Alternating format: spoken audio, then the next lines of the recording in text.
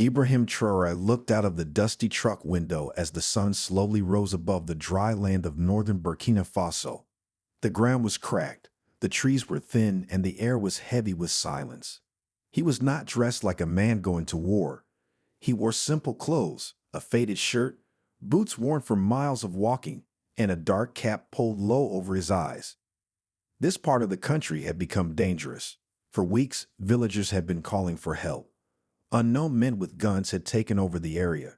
They moved from village to village, chasing people from their homes and causing fear wherever they went. The army had reports, but no one dared to go deep into this region until now. Ibrahim, though young, had earned respect among his people and fellow soldiers, not just because of his position, but because of his courage. He believed a leader should be with his people, not hiding far away. So he chose to lead this mission himself. Some of his officers tried to stop him. They said it was too risky, but he only smiled and said, "If I don't go, who will?" His small convoy moved slowly through the empty roads. They passed silent houses, schools with broken windows, and fields that had not been touched in weeks. Everything looked still, but everyone could feel they were being watched. The men in the truck stayed quiet, holding their weapons close. Ibrahim sat calmly. He was not afraid. He had a plan, but it did not involve fighting, at least, not at first. They reached a village just after noon. The houses were empty, but signs of life remained. Cooking pots still sat near fires. Toys were scattered on the ground. Someone had left in a hurry. Ibrahim stepped out of the truck and looked around. He could feel the tension in the air. Something was wrong. "Stay alert," he told his men in a soft voice. As he walked deeper into the village, he noticed footprints in the dust, many of them, heading toward the old school at the edge of the village. He signaled his team to follow, but quietly. They moved with care, not wanting to startle anyone. As they neared the building, a sharp noise rang out. Not a shot, but a sound, a door creaking open, and then from behind the school, a group of armed men stepped out. They wore masks and carried rifles. They did not look surprised to see the soldiers. It was as if they had been waiting. One of the masked men pointed at Ibrahim and said, "Who is the one in charge?" Ibrahim stepped forward, calm and steady. "I am," he said. And in that quiet moment, surrounded by tension and dust, the story truly began. The wind picked up dust as the two groups stood facing each other. The villagers had disappeared, and now only silence and tension filled the air. Ibrahim Traoré stood in front of his men, watching the masked fighters with careful eyes. They were young, maybe even teenagers, but their faces were covered, and their hands were steady on their weapons. The man in front, clearly their leader, stepped forward. He was taller than the rest, and his voice was sharp when he spoke again. "We are not here to talk," he said. "Leave now, or you won't leave at all." Ibrahim didn't move. His men behind him held their ground, but they waited for his signal. He raised one hand slightly, letting them know to stay calm. "We didn't come to fight," Ibrahim said in a clear voice. "We came to listen. We came for the people of this village." His words hung in the air. The leader of the armed group laughed once, short and cold. "The people are gone," the leader said. "They were weak. They ran." Ibrahim shook his head slowly. "No, they are not weak. They were scared, and now they want their homes back." The young fighters shifted. Some of them looked at each other. Their eyes showed something behind the anger, maybe doubt, maybe confusion. They had expected shouting, maybe gunfire. But this calm man in a dusty cap was not reacting the way they thought he would. One of the boys, no older than 16, lowered his weapon just a little. He stared at Ibrahim, as if trying to understand who he was and why he was there. Ibrahim saw it too. He knew that fear often hides behind loud words and weapons. He also knew that some of these young men might have once lived in this village, or one just like it. "What do you want?" the leader finally asked. His voice was still hard, but something had changed. It was no longer a warning. It was a question. Ibrahim stepped forward, slowly and without raising his voice. "I want to know why you fight," he said. "I want to hear what you believe. If you think your way is right, then tell me why." His words were simple, but they carried weight. In war, people often forget to listen. But Ibrahim believed that understanding was sometimes stronger than bullets. The fighters didn't answer right away. Some looked down. Others looked toward their leader, waiting for his next move. Ibrahim stood quietly, showing no fear. The dust swirled around his boots. Behind him, his men stayed ready, but none moved. Finally, the leader spoke again.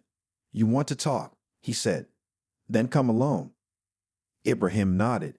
He told his men to stay back, then walked forward, one step at a time, toward the armed group. He didn't know what would happen next, but he knew this was the path he had to take. Ibrahim walked slowly toward the fighters, each step measured and calm. His men watched closely, but they trusted him. The dust blew across the village, brushing past old doors and broken walls. The leader of the armed group stood still, waiting, his hand resting on the strap of his weapon. When Ibrahim reached him, they stood face to face. There were no loud voices, no sudden movements. Both men simply looked at each other. Behind them, the sun cast long shadows on the dry ground. The young fighters stood in a loose line. Some looked nervous, others curious. They had never seen a leader walk into their group alone. Most men in power sent others to speak. But this man came by himself, and he didn't look afraid. "What is your name?" Ibrahim asked the masked leader. The man hesitated. He didn't answer at first. Then, after a few seconds, he said, "You don't mean my name." Ibrahim nodded. "That's fine," he said. "But if you won't give your name, at least tell me why you are here." The masked man looked around, as if searching for the right words. He finally said, "No one listened to us. No one cared when our villages were forgotten. We were poor, hungry, so we chose our own path." Ibrahim listened closely. He didn't interrupt. He knew this wasn't just about guns. It was about broken promises and lost trust. Many young men had been pulled into violence because they saw no other way. They were angry, and sometimes anger makes people follow the wrong voices. "I understand," Ibrahim said. "You feel like the country forgot you." The man didn't respond, but he didn't deny it either. Ibrahim took off his cap and wiped the sweat from his forehead. He didn't say anything for a moment. Then he looked directly into the man's eyes. "I didn't come here to judge you," he said. "I came here because I believe it's not too late. You have a choice." One of the young fighters stepped forward. He looked unsure, but his eyes showed interest. "What kind of choice?" he asked. Ibrahim turned to him. "The choice to stop this, to return to your homes, to help build instead of destroy." The leader of the group laughed softly. "You think it's that easy?" "No," Ibrahim replied. "It's not easy, but it's possible, and I didn't come here with lies. I came here to listen, to understand, and maybe, if you're ready, to offer something better than this." The group fell silent. The wind blew again, carrying the sounds of birds in the distance. It was a strange silence, not full of fear, but full of thought. Ibrahim stood tall, still holding his cap in his hand. He knew this conversation had just begun, and though the road ahead was uncertain, he had taken the first real step. The sun was now high in the sky, casting a bright light over the village ruins. Ibrahim stood in the middle of the dusty road, surrounded by men who had once chosen violence. He didn't raise his voice. He didn't make threats. He just stood there, listening, asking, and waiting. The leader of the armed group looked unsure. He wasn't expecting this. Most soldiers came with orders and commands. They came to fight or arrest. Ibrahim came with questions, and that made the young fighters feel something they hadn't felt in a long time: doubt. The young man who had spoken earlier looked at Ibrahim again. His voice was quiet this time. "What would we do if we left this group?" he asked. "Where would we go?" Ibrahim stepped closer. His tone was calm and steady. "You would go home," he said, "or to a safe place. We would help. We would give you a new path, not as enemies, but as brothers of this land." Some of the fighters looked down at their feet. They didn't answer, but their silence said more than words. Ibrahim could tell that many of them had not wanted this life. They had been pulled in by fear, by hunger, or by promises that were never kept. Then the leader finally spoke. "You think it's that simple?" he asked. "We've lost people. We've seen things. We can't just walk away." Ibrahim looked at him, not with anger, but with understanding. "I know it's not simple," he said, But walking away is not weakness. It takes strength to change. The leader didn't reply. He looked at the ground for a long time. The silence stretched on, but no one moved. Even the birds had gone quiet. Then Ibrahim did something unexpected. He reached up and slowly removed his cap. He held it in his hand and looked straight at the fighters. His face was tired. The heat had made him sweat, and his hair was damp. He looked like a man who had been in many places, seen many things, and carried many burdens. But he didn't hide behind anything. This simple act made the fighters pause. Even the leader stared at him, confused. "I am not here to play games," Ibrahim said. "I came to show you that I am not different from you. I have walked in fear. I have seen loss. But I chose to stand, not run." One of the younger boys lowered his weapon, just slightly, enough to show he was thinking. Ibrahim put his cap under his arm and folded his hands in front of him. He didn't rush them. He didn't beg. He just waited. And in that quiet moment, surrounded by cracked walls and broken dreams, something small but powerful began to shift. The air still carried tension, but now it also carried a question. The silence stretched longer than Ibrahim had expected. The young fighters stood still, their eyes fixed on him, but no one spoke. It was as though time itself had stopped. In the distance, the sound of the wind shifting dust was the only noise. Even the heat seemed to pause, holding its breath. Ibrahim felt the weight of their gazes, but he didn't move. He knew he had to let them think. Sometimes the hardest thing wasn't talking, it was waiting. The leader of the group shifted his weight. He looked at his men, then back at Ibrahim. For the first time, his voice softened. "We were promised freedom," he said quietly. "We were told that taking control was the only way." Ibrahim nodded slowly. He had heard the same words before. Promises made by those who sought power, often using fear to get what they wanted. "Freedom doesn't come from fear," Ibrahim replied, his voice steady. "It comes from choice, from standing together, not forcing others to kneel." The leader didn't answer, but the younger fighters shifted uncomfortably. The words seemed to weigh on them, just as much as the rifles they held. Ibrahim knew that many of them had joined out of desperation, not knowing where else to go. Some had lost their families, others had seen their homes destroyed. In their pain, they had been told that fighting was the only way forward. "And what do we do now?" one of the fighters asked, his voice cracking. He was young, maybe just a boy, and his hands trembled slightly around his weapon. "You have a choice," Ibrahim said again, his eyes not leaving the young fighter. "You can stop this now. You can leave this life behind. I'm offering you a chance to rebuild, not just for you, but for everyone who's been hurt by this war."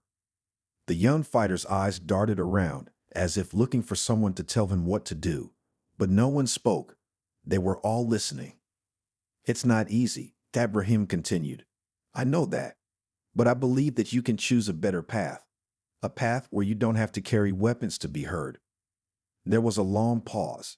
The sun was high now, casting shadows across the dirt road, making the broken village look even more desolate. But in that moment, something in the air seemed to shift. The weight of their rifles wasn't just physical anymore. It was a burden that seemed to grow heavier with every word Ibrahim spoke. The leader looked down at the ground, deep in thought. The young fighter, still trembling, glanced at him, then back at Ibrahim. "And if we refuse?" the leader asked. "Then we will part ways, but you will always have the choice to turn back," Ibrahim said calmly. "I will not force you to follow me, but know this, you are not alone. We will help you." The leader stood silently for a long time, his eyes never leaving the ground. The air was thick with the choice they now had to make. The question was no longer about the fight, but about who they wanted to be. It was a small moment, but for those standing in the dust, it felt like the beginning of something larger. The sun began to dip lower in the sky, casting long shadows across the village. The air was heavy with dust, and the heat seemed to make the earth feel closer. Yet, in the middle of this worn-out place, something was shifting. The group of fighters, once so sure of their path, now stood in quiet hesitation. They looked at one another, their faces unreadable, as if waiting for a sign. Ibrahim stood still, not pushing, not rushing. He had said his piece, and now it was their turn. He knew that real change didn't come from pressure or force. It came from within. And sometimes the hardest part was letting people make their own choices. Finally, the leader spoke, his voice softer than before. We were promised something, something that didn't come true, he said, his eyes distant, as if he were recalling memories from a time long ago. We thought we could take control, that we could be free. Ibrahim nodded. He understood that feeling. It was the feeling of wanting something better, but not knowing how to get there. Sometimes people turn to violence because it seemed like the only way to fix things. But that wasn't freedom. It was just another form of control. Freedom doesn't come from taking, Ibrahim said gently. It comes from building, from working together to make something stronger than what we have now. The leader didn't reply right away. He looked around at his men. Some of them were still holding their weapons, but their grips had loosened. The tension in the air wasn't as sharp as before. The younger fighters exchanged glances, unsure of what to do next. One of the younger men, the one who had spoken earlier, took a step forward. He looked at Ibrahim with a mixture of fear and hope in his eyes. But what if we've already gone too far? He asked, his voice barely above a whisper. What if we can't turn back? Ibrahim looked at him, his expression calm but firm. It's never too late to change, he said. It's not easy, but it's never too late. The young fighter's hands trembled slightly, as if he were weighing the words in his mind. He glanced at the other men, some of whom were still uncertain, still holding on to the anger that had brought them here. But others, like the leader, seemed to be considering the possibility of something different. There was another long silence, broken only by the sound of the wind. It was as if the entire village had paused, waiting for the decision to be made. Finally, the leader raised his head. Maybe you're right, he said quietly. Maybe we've been fighting for the wrong thing. The younger fighters looked at him, then at each other. Some nodded, others remained still, but there was something different now, a shift, a crack in the wall that had held them together in anger for so long. Ibrahim took a step forward slowly. This doesn't have to end in violence, he said. There's a way out. Together, we can find it. The leader nodded, slowly at first, then more firmly. Maybe we can. It wasn't a promise, but it was a start, and in that moment, under the setting sun, something changed in the air. The road ahead was still uncertain, but now there was a chance to choose a new path. The evening sun was starting to fade, painting the sky with shades of orange and pink. The village, still quiet and broken, seemed to hold its breath. For the first time in what felt like ages, there was a feeling of change in the air. The young fighters, who had once stood ready to fight, now stood uncertain, their faces reflecting something new, thoughts of hope, fear, and the possibility of change. Ibrahim looked around at them, feeling the weight of the moment. He knew this wasn't the end. The road to peace wasn't an easy one, but it started with moments like this, moments when people chose to listen instead of fight, when they chose to build rather than destroy. You don't have to make a decision right now, Ibrahim said, his voice calm, but the choice is yours. If you want to stop this, if you want to leave this life behind, we will help. We'll give you a chance. The leader of the group, still quiet, looked at his men. Some of them were nodding slowly, their eyes uncertain, while others stood with their weapons in hand, still holding on to the anger that had led them here. Ibrahim understood that not everyone would choose to walk away. Change took time, and not everyone was ready to make that choice. One of the younger fighters, the one who had asked about turning back, spoke up again. What happens if we leave? Where do we go? Ibrahim smiled gently, understanding the question wasn't just about a place, it was about fear. The fear of what would happen next, the fear of leaving behind everything they had known. You go to a place of peace, Ibrahim said. It might not be easy, but there are people who care, people who will help. You don't have to face this alone. The young man didn't speak, but his face softened. He seemed to be weighing the idea of leaving the group behind, of starting fresh, of choosing a path that didn't involve violence. It was a difficult thought, but it was a seed that had been planted. The leader, still silent, finally spoke, his voice low but firm. I'm not sure we can just walk away, he said. We've done too much. We've hurt too many people.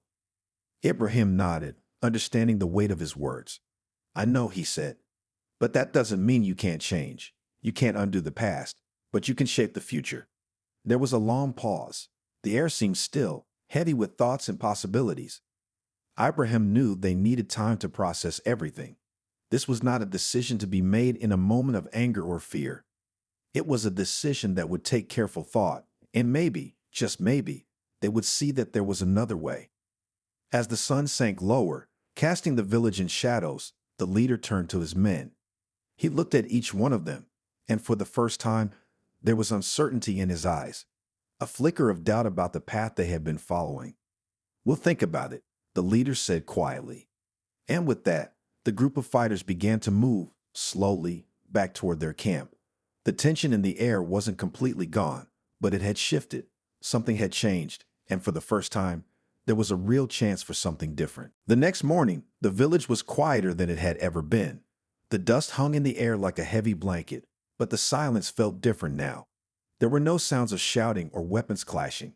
Instead, there was a strange calm, as if the land itself was waiting to see what would happen next. Ibrahim stood at the edge of the village, looking out over the broken buildings and empty streets.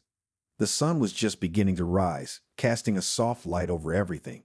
It was a new day, but he knew it wouldn't be easy. The decision the fighters had to make was still hanging in the air. He heard footsteps behind him and turned to see the leader of the group approaching. The man's face was tired, his eyes shadowed from lack of sleep, but there was something different about him. He no longer walked with the same certainty of someone who had made peace with their path. Now he moved slowly, his steps measured, as if he was still trying to decide what to do next.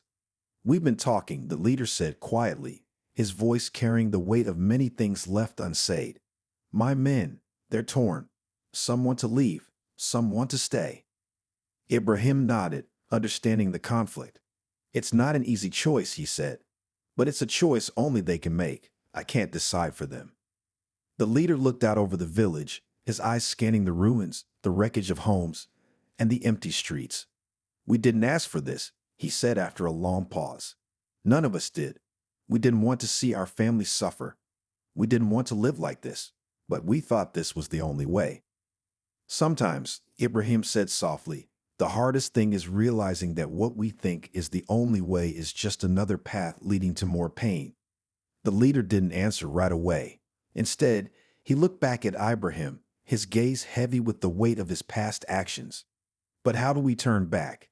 How do we make it right after everything we've done?" Ibrahim smiled gently, understanding the fear in the question. "You don't have to make it right all at once," he said. "It's not about fixing everything in a day. It's about choosing a different path, a path that doesn't hurt others. And once you start walking it, the steps will become clearer." The leader seemed to consider this for a moment, and then he nodded slowly. "We'll talk more with the others," he said. "We'll see where we go from here." Ibrahim watched as the leader turned and walked back to his men. He knew the journey ahead wouldn't be easy. There would be more doubts, more fears, but there was also hope. The first step had been taken, and that was all that mattered now. As the sun rose higher, the village began to come to life again, not with the sounds of weapons or fighting, but with quiet conversations and uncertain decisions. For the first time in a long time, the air felt like it was filled with possibility.